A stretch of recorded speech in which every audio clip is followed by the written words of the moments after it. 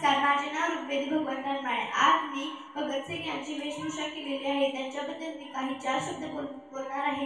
ते तुम्ही शांतचित्ताने ऐकून घ्यावे अशी माझी नम्र विनंती. भगतसिंग हे थोर क्रांतिकारक होते. त्यांचा जन्म 28 सप्टेंबर 1907 रोजी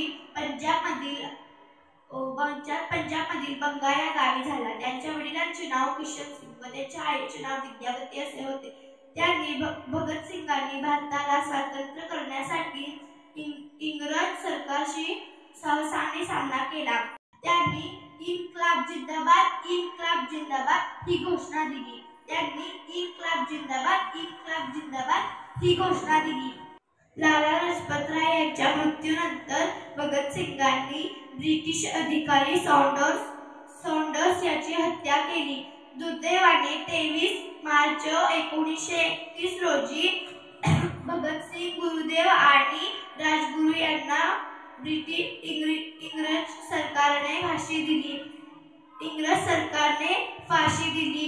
भगतसिंगांचे हे देशकार्य नेहमी तरुणांना प्रेरणादायी आहे. एवढे बोलून मी माझे भाषण संपवते. जय हिंद, जय महाराष्ट्र.